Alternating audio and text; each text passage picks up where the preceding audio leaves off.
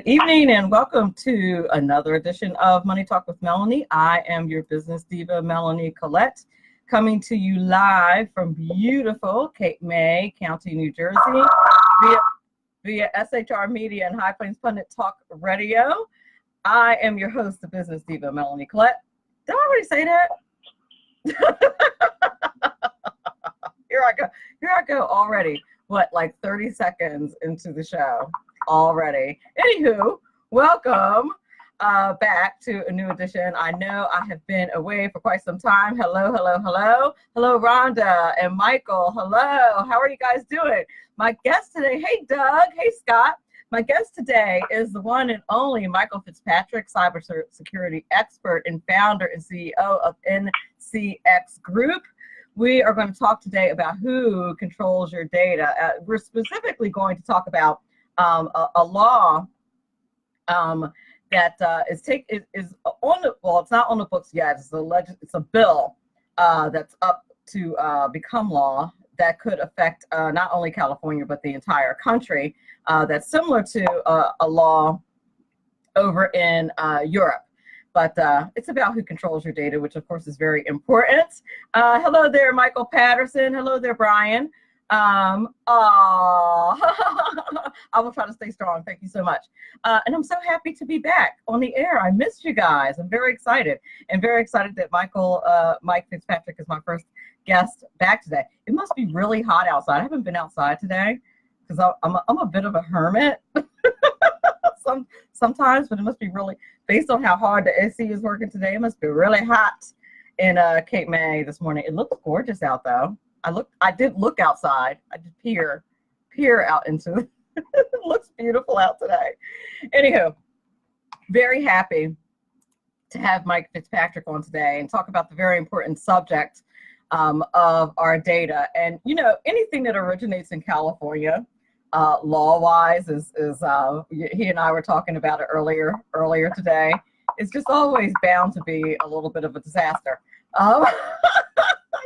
It's always worth worrying about, isn't it? Anyway, so what's in the news? Well, it's a good thing that, as usual, since we have President Trump as our president, that there's absolutely nothing going on in the news, and that it's completely boring. No, actually no. He met with President, he's a president, right? Putin, yeah, he's a president. Met with President Putin today. Look, I don't know what, I'm on the fence as far as how that meeting went. Here's the problem, if you want to call it a problem, and I'm sure that people in the Facey stream are probably gonna give me pushback on this, which is fine. I love pushback. Pushback's awesome, right? But here's the problem with the mystery that is Donald Trump with his meeting with Putin today. And if you watch the news, there's you know, tons of opinions to be had about how well that meeting went and whether or not he was strong enough and gave enough pushback to Vladimir Putin today. Because he's such a good strategist, right? Because he's such a good negotiator, we don't know. It's hard to gauge, I think. It's hard to gauge how well it went. Now, we're all Team USA, right? And we trust President Trump, right? And we do. We think he's a smart guy. I think he's a smart guy. I trust him policy-wise. But this is Vladimir Putin we're talking about. You know, so it's a one-on-one meeting. We're talking KGB. We're talking intelligence officer. We're talking. Listen, and I'll give you a very minimal scale. A minimal example, analogy scale of why I'm a tiny bit worried. This is going to seem like a silly example, but I'm going to tell you why I'm worried. Now, as bright as I am, and I'm relatively bright, right? Usually when I get summer jobs, right, I get these. I do night audit, right? Audit books in hotels. At the end of the night, they give me all the bills and everything, and I total everything out, make sure all the books are balanced, make sure nobody stole anything. That's usually what I do in the summer. Okay. One summer I decided that I was going to be a hostess in a restaurant. Should be pretty easy. What do? Show people to their seats? So it should be simple, right? About 2 nights in, I'm like losing my mind. I have no idea what to do because I've never worked in a restaurant. Okay. She's like, a woman's like, hey, can you help me out and go over and bust that table? Well, I have no idea how to bust a table. I mean, it sounds stupid. I have a master's degree. I have no idea how to bust a table. The reason why I'm saying that is because having a master's degree is completely irrelevant to whether or not you know how to do something a very specific task. And that being smart has nothing to do with knowing something specific. So circling back around to this particular situation with Putin and Trump, he's a very savvy businessman, but we're talking KGB intelligence officer, somebody who's literally, I'm sure, has killed people. I don't know that Donald Trump is quite on that level. That's all I'm saying. There's Donald Trump dealt with thugs, and then there's I've actually killed people in cold blood level, and willing to do it again, and probably if it wasn't for Secret Service would kill you. You know what I'm saying? That's the dynamic that we're dealing with that worries me. And by the way, like super hates the United States. I don't think that Donald Trump like super hates the Soviet Union. You know what I'm saying? That's my concern about what is going on here with that. And so there's a lot of concern about what went on there. We'll see what happens.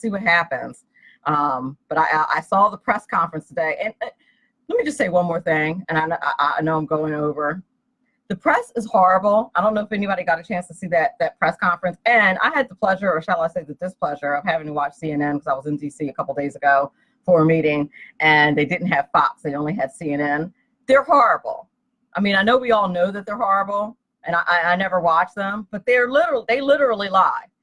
And I know we all know this, but I've never actually watched them unless I was, of course, forced to. But they for instance, Peter Strzok. They keep referring to him as just an FBI agent and not the fact that he led the investigations. Complete and total lie, fake news. So one of the reporters during the press conference with Putin and Trump today asked Putin if he had any dirt on President Trump. I mean, Mrs. Trump is sitting in the front row, the first lady, FLOTUS, and Trump is sitting right there on stage. I mean, that's just rude. I mean, really, just disgusting. Anywho, just mad. Ugh. You're listening to Money Talk with Melanie. Hey, Ron Edwards. I'm your business diva, Melanie Collette. My guest today is Mike Fitzpatrick, cybersecurity expert, founder and CEO of NCX Group Security. We're going to talk today about who controls your data. And I just saw Ron Edwards in the chat. Brand new Ron Edwards notebook coming your way. We'll be back in a few minutes. This is Diamond and Silk, and we never miss a page for the Beijing accused the United States of opening fire on the world. Hello, I'm Ron Edwards on this page from the Edwards notebook. For decades, the United States has been abused and taken advantage of. When it comes to trade, many nations have all slapped massive tariffs ranging from 10 to 25% against various U.S. products, while enjoying very low tariffs averaging 2.5% when sending their goods to America. Let's not forget that China has been allowed to run the okie doke on America and steal the intellectual property of innovative U.S. companies and use that to compete against our corporations. So along came President Trump, who sought to level the playing field and proposed that all nations drop tariffs and openly and fairly compete in a true free market environment. China and other nations are responding with more tariffs and complaints because they would rather screw over the United States than compete fairly and prosper in a free trade situation. President Trump, I thank you for seeing the big standing up for America while fighting for true free trade that would benefit all nations. And don't miss the Ron Edwards Experience, Fridays at 4 p.m. Eastern, 1 p.m. Pacific on AmericaMatters.us, SHR Media, and Sunday midnights on Talk America Radio.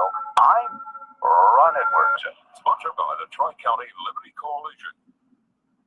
Welcome back. You're listening to Money Talk with Melanie. I am your business diva, Melanie Collette, and my guest today is one of my regular guests, the one and only Mr. Mike Fitzpatrick, cybersecurity expert, founder, and CEO, NCX Group Security. And he's talking to us today about who controls your data. How are you today, sir? Hey, I'm doing great. It is fantastic to be back with you again. I am so excited to have you back today as well. Thank you. Ron Edwards just asked where my giant mug was because I'm sipping on the very mature adult beverage called Hawaiian Punch today. I have a very close friend whose favorite is Tiki Punch. The Shasta Tiki Punch. Oh, yes, indeed. No giant mug. I haven't even had coffee today. I'm sure I'll have in about 2 days. I'm going to have a massive headache and wonder why. There's no coffee. Well, you're on vacation. No kids to argue with. It's true. It's true. Somebody's asked me about something with kids, and I was like, "What? No comprende. No kids." Not familiar with the word. So, tell us about this bill regarding our data that's happening. For those of you who don't know, Mr. Fitzpatrick has the wonderfulness of residing in sunny California, which would be great if it wasn't for, it's California. Yes. I'm still one of those pitching for the land of the free behind enemy lines here in California. Right. But, so it is a new law, and our state legislature is required by law to write new laws every year. This year, they actually dealt with over 4,000 pieces of legislation this year. Believe it or not, there were 4,000 pieces of legislation written. This initially is not one of the pieces of legislation. This was actually going to be a ballot measure in November, and this is California's version of GDPR in Europe, which basically gives the individual the right to control their identity, which is on its surface is a very good thing. It's something that Europe and most of the rest of the world has enjoyed, whereas here in the United States, it's not that way. When you sign up for a newsletter or you do a free trial of something or you name it, you become the intellectual property of that company. And it's not you anymore, it's their IP. So this California law set out to deal with that and give people their rights back as California's as a law that requires privacy in the state of California. And so this was a compromise between allowing it on the ballot measure as a ballot measure in November or signing it into law. So the deal that was struck is this had to become and signed into law before, I think it was June 30th this year, or it was going to go forward on the ballot measure. So the Democrats here in California said, hey, there's plenty of fines in this thing. If we do this right, that's a lot of money coming back to us. So let's go ahead and have Governor Brown approve it. So this is already law. This goes into effect in 2020. So there's 2 years for companies to prepare, and it affects every business, every organization that has greater than $25 million in revenue each year. So isn't Amazon and a couple, Google, aren't they all out there in California? Well, Amazon's up in the Great North People's Republic of Washington State. But yes, Google, Apple, all of Silicon Valley, let's see, who else? I mean, it's amazing because California people don't really realize this. California is now 10% of the population of the United States. Oh, I didn't know that. Wow. You know, if you think back to history, right? It was 10% of the population that was for leaving Great Britain and becoming our own country. It was 10% again, and you had a bunch of people in the middle. All it takes for a tipping point is 10%. Right. So this law is really interesting as it pertains to data security. For sure. So now, well, yeah, because in a lot of ways, the way California goes, you know, everybody else goes, and you know, not for nothing. That's what's up with the electoral college. But I don't want to start anything. But that's why. I love the folks. electoral college, but let's don't talk about, you know, the roundabout that they're doing with that. Oh yeah, I know. That's scary. So that is on its face sounds like a really good thing, right? Because up until this point, you know, Google had been, like you said earlier, had owned your data. We know Facebook had been playing fast and loose with our data and making money off of our data. And as you have pointed out many times on the show when we've talked about these kinds of things, that whenever you have a service that's for free, you are what they're making money off of. You know, it's never free. You are the product if the service is for free. Well, and California really led the way in this whole thing with data security when it comes to notification. The first notification law here came from California, and quite frankly, it was the end result of the state employees, which included the Assembly and Senate people, who had their data exposed, and then there's some politician that says, you know what, we can write a law. Somebody should write a law. Wait a minute, we can write a law. And imagine that.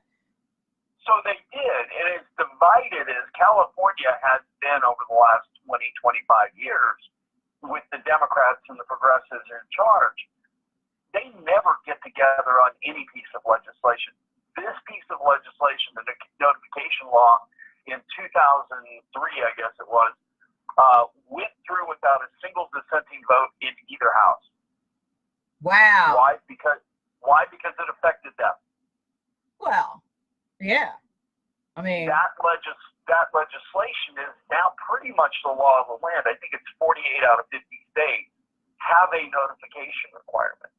So this, being based a lot upon GDPR in Europe, which is massive with fines if there's a data breach. It's either, depending upon the size of the company, if it's one size company, then it's 2% of revenues for that breach. If it's another size company, it's 4% of revenues is the fine for the breach. I mean, you would think. I mean, that doesn't sound like that much, but I feel like something like that could potentially take down a company. I mean, well, what was it?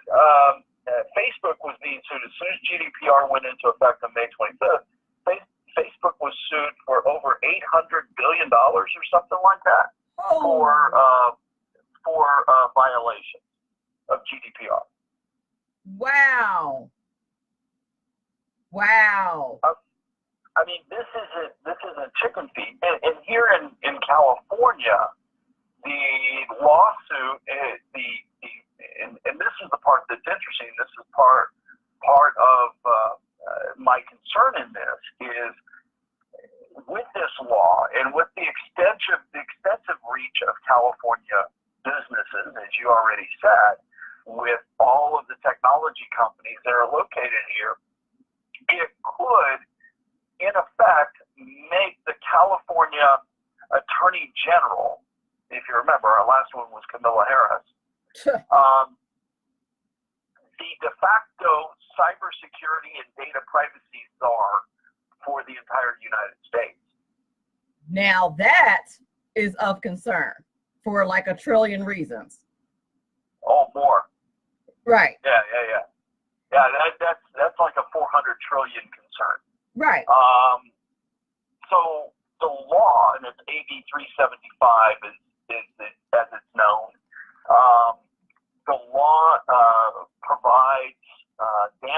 from $100 to $7,500 per consumer incident. So for the business, the state of California can fine the business anywhere between $100 and $750 per identity exposed. So, I mean, okay, per identity exposed. So if the person's identity is exposed, it's not every single particular breach. It's everything associated with that person's specific identity. But still, usually these breaches are like, 1.3 million people exposed, depending. Like if that were to happen with Amazon, for example, there's something like 22 million households that are signed up for Amazon Prime. Like that could potentially ruin Amazon, I would think.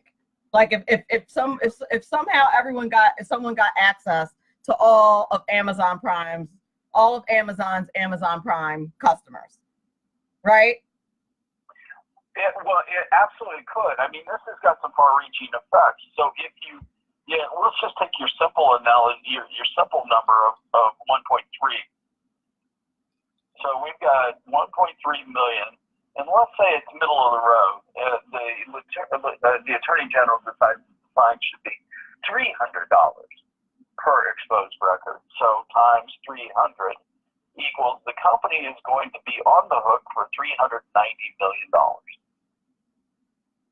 Wow. And now, from a policy perspective, one of the first things that comes to my mind is, where does this money go? Into a slush fund? Does it go toward paying for the corrections, paying for damages for the people that it damaged? Where does this go? Well, it obviously first goes to the state of California, then to dole out to those affected, minus their fees, I'm sure. I'm sure. Right. Yeah, you want to do something real interesting. Try to track how the government does their books. That will make your head explode. But that's another topic. And now, whenever I see these things, I'm always like, yeah, where's it going? And it goes out into the ether.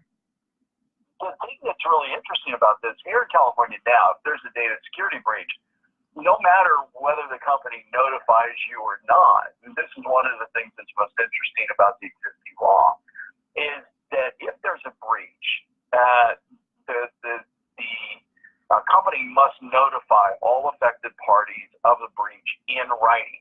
If it's going to exceed $250,000 to do that, then you can use one of 4 ways to notify the public: newspaper, television, radio, or a print ad. Now, personally, I'm going to go with newspapers because nobody reads that anymore. I was going to say, newspaper? You just put it in a classified ad that no one reads, that we had a breach, and move on with your day. It's like the sunshine law for your municipal meetings. Right. We put it in the paper because everyone reads the paper. No one reads. Okay, I'm going to calm down. Exactly. The law needs to be changed. No one reads the paper. So you've got that, and you can file a lawsuit. You have the ability to file the lawsuit. The notification is not a get out of jail free card. It doesn't absolve you of this crime or the sin. What's interesting is, with the way that the law is currently written, it does not have a requirement of damages. It actually undermines 300 years worth of case law on liability claims. The breach itself is the damage in California. Wait a minute. Mm-hmm.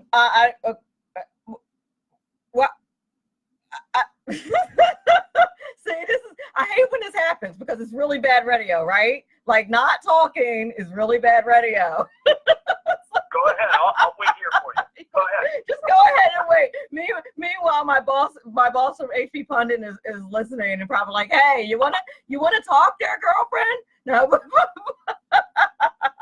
But I mean, seriously, how can there not be any damages associated with what is the point of the law if to me, it sounds like just an opportunity for the state to get some kind of windfall when a company makes mistakes, and it's actually not protecting the consumer.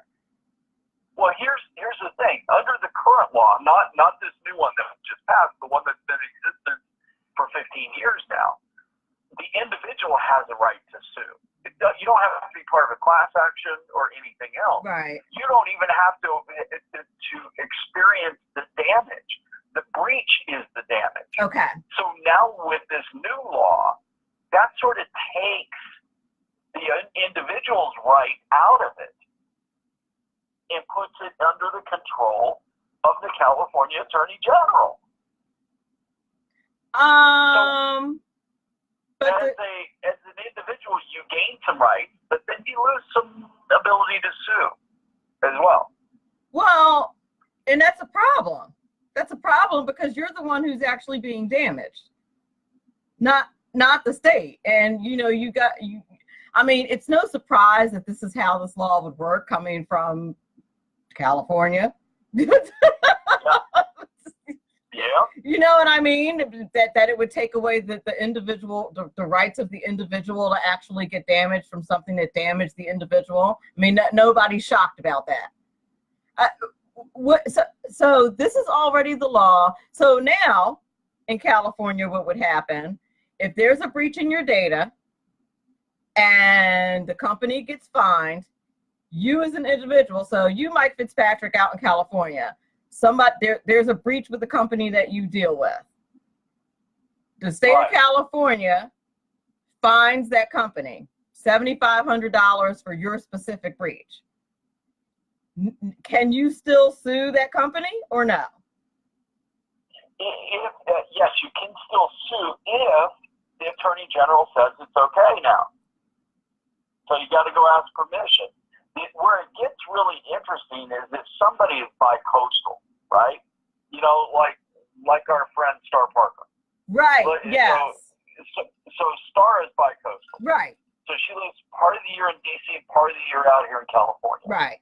So as a California resident, if she is in Washington, D.C., and a company outside of California exposes her information, that company is now subjected to California law because she's a California resident.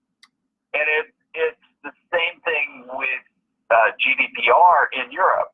One of the things that a lot of people have to deal with here in the United States right now are Europeans that travel here, visit here, or on resident status. All of those EU laws that they live under there still carry with them here. So if the data is exposed here, then with them being European citizens, EU citizens, the government can take action against an American company. What? Now, I mean, we don't know what the likelihood is. It would have to be big enough, right, to make it worth the time. But that is still a viable position. Okay, now that seems insane to me, but okay, I believe you. You're the expert. That's why I have you on the show. I totally believe you. Whoa. Well, and I mean, here's the thing. None of this makes any sense. And the thing that and there's some good things in GDPR. There's some good things in this California law. The problem is the government wants to set itself up as the arbiter of what is good security. Right. They want to enforce a compliance measure, and the problem is, you've heard me say this before, compliance doesn't equal security. No. Security equals security. And we know, as we learned when Mark Zuckerberg was in front of Congress, that the lawmakers are just full of people who are just very technologically savvy. We saw that like very, very clearly from the questions that they asked. Yeah. They really knew what they were talking about. They are some sharp people. They and they're making the laws regarding technology and cybersecurity. We're pretty much screwed. Just saying. Well, I got to tell you, they're doing a better job on the privacy laws here in California than they do with the Second Amendment stuff. Just saying. Oh my goodness. So, okay. So businesses have 2 years to get ready for this. And every business in the country is probably ultimately at the end of the day going to have to bend to what this is. Because writing is on the wall, the road is paved, and either they get on it and start moving that direction, or 2 years from now, when it fully goes into effect, you're going to be in trouble. Well, Mike, like what you were saying about like Star being bi-coastal, and I live in Cape May. It's a resort area. We have lots of travelers, particularly this time of year. I'm always shocked that people from California want to visit the Jersey Shore. I'm like, why? But okay. But so if people from California came out here to visit the Jersey Shore, and I don't know, one of these mom and pop shops had a major security. I mean, it is not unreasonable for one of these places out here to have 50,000 people come through their store in a season. Could they possibly be subject to something like that if they had a security breach? Could they be subject to that California law? And the same thing. So. Wow. See, this is where the decision making on these laws gets a little murky, right? I mean, it's some muddy waters with this kind of thing. I mean, for the politician, it's a big thing to go grandstand on is cybersecurity. Sure. The problem is our lawmakers and our judicial system, and a lot of attorneys for that matter, don't have a real understanding of all of the connective tissue, shall we say, that goes into this. I mean, recently we came in on a case where there was an IT manager for this particular college that was reading other people's email, which is a no-no. He's the sysadmin for the college, and he took it upon himself to read other people's email. Had to be fun. Well, yes and no, but it's kind of an unwritten rule in most IT departments, but we know it goes on. So they ended up having to decide to, first step was administrative leave, but they removed him from the environment. And so in going through and helping them remove him, I think we ended up touching somewhere between 35 and 45 systems. Whoa. Just to remove his one password and his credentials, and we're still going through and trying to determine what still might be out there. So they don't have an appreciation, I guess is what I'm saying here, is they don't have an appreciation for the complexity of this. The chief information officer that we worked with on this particular case, she said to me as we were finishing up phase one, she said, you know what, I've been in IT for close to 15 years. I have never been a part of something so complex as this. Just removing the one employee who has God rights to every system that you have. Aren't you supposed to kind of limit, different people's stuff so that doesn't happen? So that just kind of like, so that doesn't happen. Just, isn't that a security mechanism that you put in place so that one person doesn't have God-like capabilities to your system? But it always seems to happen at there is always like a God somewhere, some trusted person. Absolutely. And there has to be somebody in charge, right, that has those Right. responsibilities. Now, you have segregation of duties throughout the company, but you know what how do you do that in the engine room that makes everything work? Right. Because the IT department now is that's the water and power company, if you will. Right. No one really wants to pay attention to them until the water or the power isn't working. Truth. It's true. But you start to understand the complexity of these things, and it's great that you set a policy. But like I said, in California, at least understand the gun before you write a law about it. At least understand the complexity of what you're asking us to do now to implement this crazy law. Well, and it is my, it's my biggest problem with bureaucracy in general and policymaking in general is that they never seem to do, and it's so funny, you have a lot of doctors and lawyers and stuff in policymaking. Your legislators are a lot of doctors and lawyers. I'll bet you like maybe 3 have any background in public administration, which teaches you, guess what? All the things that you would need to know in order to make laws and policy. But nobody, but nobody has a background in that.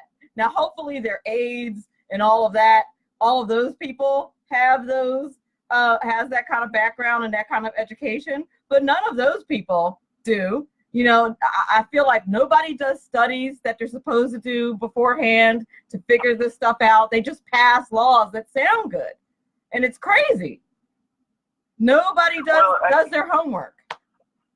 Well, it's interesting because I actually served in local government in my life. I served as a planning commissioner in my town for 6 years, trying to make a difference, trying to make things better. And it's really astounding to me, even as constitutionally minded as my city is. I mean, it's a very conservative town and believes in property rights. But you also have to deal with the laws of the state of California, which do not favor the property owner in the least. And I've seen how the sausage is made and how these things get approved. I mean, here in California now, if you're building something, my God, before you even get a stick in the ground, you get a pole in the ground, it's probably going to cost you somewhere, as a developer, somewhere between $5 and $15 million. Mike, I'm going to tell you, I served on a local zoning board for about 3 years where I live. Same thing. It was eye-opening. I could not believe, and just with my local municipal ordinances. And I live in a red, same thing. I live in a red town. I live in a red county. And if you want to put up a fence, a swimming pool, a deck, it's going to cost you $5,000-$6,000. You need an engineer and a lawyer and variances. It's ridiculous. And listen, and I get it. Like, I understand the reasoning, but really, it costs the homeowner. You're thinking, hey, I want to put a pool in my backyard. The pool costs, $5,000, $10,000. Great, that's all I'm going to need. Well, no, it's not all you're going to need. It's going to cost you another $10,000, to go before the zone, another $10,000, another 6 months to get on the calendar, to go before the zoning board and make sure that you meet all the legal requirements in your town to get your pool put in. Without a doubt. And here's again, this is a conservative town. I mean, it is probably 70% conservative, maybe 75. And my son did his Eagle Scout project, and he needed a construction permit to do a trailhead kiosk, right? So it's 2 poles in the ground with a roof and a board in between that shows you the trail map. That's what we're talking about. It took 7 months to get the approval from the city. I'm not surprised. And this is our government, folks. And this is exactly why, you have to get involved. You know, Mike talked about how he served as a planner, and I talked about being on the zoning board. Your local government, I just have to put a plug in for getting involved in your local government and making sure you're involved in your local meetings. This is why you have to do that, because you would be shocked what's going on in your municipal government affects your everyday life more than anything, more than your state government, more than your federal government. It's your local government. I just had to say that, Mike. Sorry, go ahead. No, absolutely. The local government is where people can have the biggest impact. Yep. And I can't tell you how many times we had controversial things coming before us that affected the community, and no one showed up to hear the discussion. Well, that's because it was in the paper. That's why. You know, they put it in the paper. Every first and third Wednesday night of the month, right? Come on down. There's something going on. Well, they only come when they're mad about something. Then everybody comes out. Well, but I mean, being on the zoning board or a planning commission, I mean, the reality is you can be as mad as you want if the plans and what the developer wants to do meets local law, state law, and local zoning. Then the planning commission cannot say no to it by law. Right. So if you want to have that political discussion, then when it goes, if it goes to the city council for approval, then you have it there. But you can't have that with the planning commission. And so, but I would encourage everybody, run for office. A good friend of mine from high school ran for office down in Texas this last cycle, and he missed out by, I think it was 30 or 40 votes. And so, you know, but I told him, I said, man, you ran. You're set up for next year or next time in 2 years. I would encourage conservatives at any and all costs, run for your local school boards. Yep. That's where most of the money is spent. You want to make a real change? Run for the school board. Absolutely. That's where most of your taxes are spent. Many people don't know that, but you should look into it. I know where I live, it is 26% of your municipal taxes. But if you contact your clerk or your municipality, you can see exactly how much of your taxes are your school taxes. I will guarantee you it is probably a large chunk of your taxes and probably most of it. But the school board is by far the most powerful, one of the most powerful boards that you can be on. Am I right about that, Mike? Oh, without a doubt. I mean, it's really interesting here in California. I think it's nearly 60% of the state budget here goes to education. Yep. It's billions and billions of dollars each year. They have their own eminent domain policies that don't even go through cities. When schools are built, it doesn't go before the city council or the planning commission because they have their own process. And whatever land they want is what they get. Nice, so, I think. For them. So, you know, it's one of those things. It is a very powerful board, and quite frankly, conservatives abdicated their roles within education, and they got to get back in it. No, I agree with you on that. I definitely agree with you on that. And you know what? As long as we're talking about data and that law, where does that law only apply to companies, or does it apply to municipalities too? Because I'm just thinking about the whole paying of taxes and things like that. So, you know, municipalities and governments have a great deal of our personal information. Do they have any accountability as far as our data is concerned? Well, here's the interesting part. The first law that I told you about that came into existence in 2002, 2003, the California Database Protection Act, they actually carved out cities and municipalities from complying with the law because the demands of meeting the requirement were too stringent. So they excluded cities and municipalities from the law. This one, as I'm reading through it, I sent you a link to the actual law itself, does appear to include those cities and municipalities this time around. So, which is a good thing, because there's so many of these government institutions. The three biggest targets for hackers these days are the governments, education, and healthcare. Those are the three primary targets. Indeed. And I know universities are just a downright pay. I teach at Rowan and at Rowan University, and they make us change our password like every 3 months. I want to hurt somebody, but I'm like, I'm out of passwords. I can't think of anything else. But I think it's because, their information's so vulnerable. It's good intel to have college students, but.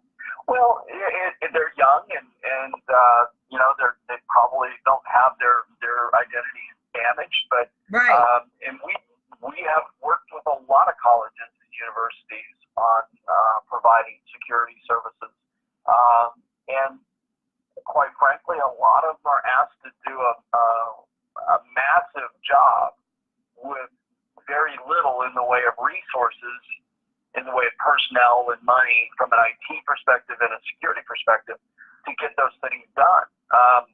Matter of fact, out here, it was a community college in Long Beach, California that had been down. They got hit with ransomware recently, and they were down for 3 weeks. Nothing worked. Whoa. Nothing. Phone system, nothing. So I guess they didn't want to pay the ransom. Here's the fun part about that ransom, right? Even if you pay the ransom, only about 40% actually get their systems back online. Oh, wow. Well, that's no good. Even if you pay, there's no guarantee that you're going to be able to get back and operational. And that's with any ransom. I mean, I was just kidding about that, but I mean, that's with any anytime someone's holding someone for ransom, who knows if you're going to get them back or not, right? Exactly.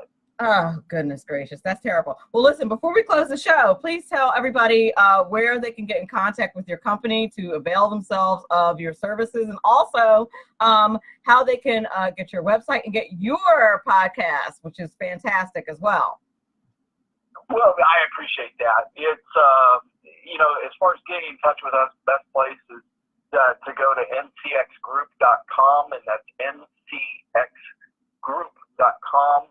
And you'll be able to learn more about us, the services that we provide, and just all the things that we're up to. You can follow us on Twitter. That's a great place to stay on top of what is going on in the world of cybersecurity, and that's at NCX Group. And it's the same on Facebook as well, at NCX Group. And no, it's new and changing all the time, and different types of attacks every day, and so you never get bored. That's for sure. No, not at all. You're right about that. Well, thank you so much. Fantastic job as usual. Fantastic information. Thank you so much. You're the best. Thanks, Mel. We'll talk to you later. You rock. Talk to you soon. Thank you guys for listening to Money Talk with Melanie. I'm your business diva, Melanie Collette. Thank you guys in Facey. You rock. Thank you for listening. If you're listening to this as a download, thank you so much for doing so on iTunes or any of the other various means by which you can get the show. I appreciate you so very much. Remember, all of this is very important because after all, it's your money. Have a great night.